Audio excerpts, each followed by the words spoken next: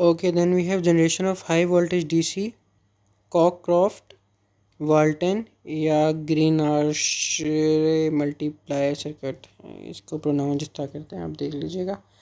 अच्छा, तो इसमें हम क्या करेंगे, वोल्टेज डबलर के हम सिर्फ एसी से डीसी में कन्वर्ट ही नहीं करेंगे, बल्कि एसी से डीसी में कन्वर्ट करके डीसी को डबल भी करेंगे और फिर 4 टाइम्स क्वाड्रपल भी करेंगे। ठीक है, तो अब this is the simple doubler circuit. इसमें क्या होता है ज़रा सोचें।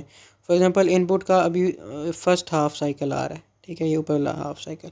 इसमें क्या होगा कि जो पॉजिटिव वाला हाफ साइकिल है ना, तो ऊपर पॉजिटिव है, सपोज करें नीचे नेगेटिव है, तो इस नेगेटिव ने इसको रिवर्स बाइस किया हुआ है, क्योंकि ये वाली साइड इसकी पॉजिटिव है, नेगेटिव से कनेक्ट होते रिवर्स बाइस्ड है। इसका मतलब ये तो नहीं गुजर सकता यहाँ से करंट। और यहाँ पे कैपेसिटर शॉर्ट सर्किट होता है फर्स्ट में, अगर इसे पाथ मिल रहा हो, लेकिन आगे देखेंगे तो ये पॉजिटिव जा रहा है इसके नेगेटिव के साथ, तो इसे भी कोई रिटर्न पाथ नहीं मिल रहा। तो फर्स्ट हाफ साइकिल के लिए तो कुछ भी नहीं हो रहा हमारे पास, क्योंकि पाथ ही नहीं मिल रहा सर्किट को। तो अगर सर्किट को पाथ मिलेगा तो कैपेसिटर चार्ज होगा ना, और यहाँ से पॉजिटिव आ रहा है, तो इसलिए ये भी हमारे पास सॉर्ट ऑफ रिवर्स बाइस है। D1 भी और D2 दोनों इस केस के अंदर रिवर्स बाइस हैं। ठीक है, अच्छा, अब नेगेटिव साइकिल असल में स्टार्ट होता है काम जब नेगेटिव साइकिल आता है। तो अब जब नेगेटिव साइकिल आएगा तो ऊपर अब नेगेटिव है, नीचे पॉजिटिव है, ऑब्वियसली नेगेटिव साइकिल आ रहा है, तो देखें ये जो है ये आपके पास फॉरवर्ड बाइस हो जाएगा, आप क्योंकि पॉजिटिव पे जब ये फॉरवर्ड बाइस हो जाएगा, फॉरवर्ड बाइस में आपको पता है डायोड शॉर्ट सर्किट काम करता है, तो ये शॉर्ट सर्किट काम करेगा। उसके बाद ये शॉर्ट सर्किट काम करेगा तो ये जो आपका कैपेसिटर है ना, अब कैपेसिटर को चार्ज होने का मौका मिल गया, तो कैपेसिटर इसके अंदर चार्ज हो जाएगा जब नेगेटिव साइकिल आएगा। तो किस तरह चार्ज होगा, ये देखें, ये नेगेटिव है ना इसकी, तो ये वाली साइड नेगेटिवली, ये वाली प्लेट नेगेटिवली चार्ज हो जाएगी और ये वाली प्लेट पॉजिटिवली चार्ज हो जाएगी।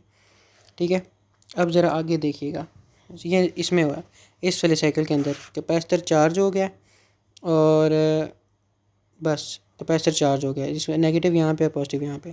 अब सपोज़ करें अगला आया हमारे पास फिर दोबारा से पॉजिटिव हाफ साइकिल, तो फिर क्या होगा कि देखें अगला हाफ साइकिल जब आया है तो यहाँ पे दोबारा पॉजिटिव होगा, यहाँ पे नेगेटिव होगा, और ये भी कैपेसिटर चार्ज हो गया हुआ है उस वक्त तक। देखें, जब इस तरह करके बैटरी लगी हुई होती है, नेगेटिव पॉजिटिव फिर नेगेटिव फिर पॉजिटिव, मतलब कि नेगेटिव पॉजिटिव फिर नेगेटिव फिर पॉजिटिव, तो इस तरह देखें दो बैटरी जब लगी हो तो ऐड होता है ना वोल्टेज, ये V1 है प्लस ये V2 है, तो अगले में ये दोनों का वोल्टेज ऐड हो जाएगा, और वो ऐड होके यहाँ पे पॉजिटिव देखें ये शॉर्ट सर्किट है, और ये ऐड होके आपको इन दो टर्मिनल्स के दरम्यान मिलेगा।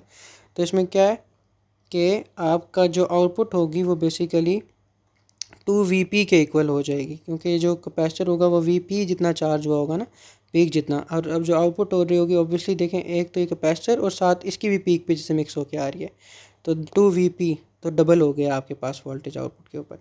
ठीक है, और इसके अक्रॉस आप रजिस्टर लगा के आप इजली मेजर भी कर सकते हैं, यहाँ पे यूज़ भी कर सकते हैं और मेजर भी कर सकते हैं। तो ये सर्किट हम इस केस में बनाएंगे, इसे डबलर सर्किट बोलते हैं। और इसी तरह का ये सेम सेट की आप कैस्केडिंग कर देना। ये देखें, ये वही चीज़ है, ये वही सर्किट 3-4 दफ़ा लगा दिए, देखिए वही same cheese.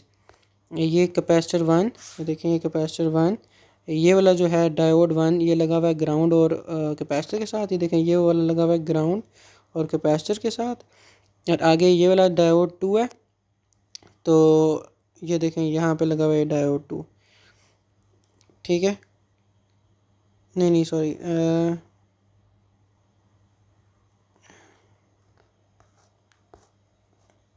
Shit I don't know मैं कहाँ पे था मेरे से, हाँ, तो अब ये वाला सर्किट हमने सेम बनाना है, ये वाला। ठीक है, ये हमने कहाँ बनाना है, यहाँ पे।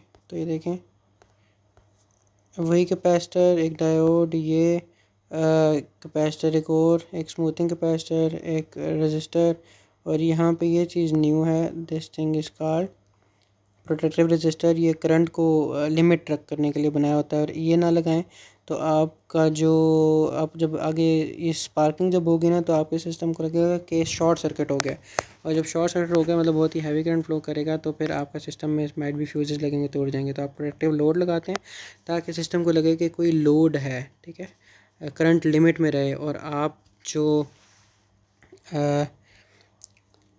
स्पार्किंग है ना वो भी ऑब्ज़र्व कर सकें। तो ये मस्ट होता है, आपने जब स्पार्किंग ऑब्ज़र्व करनी हो ना तो ये आप लगाते हैं।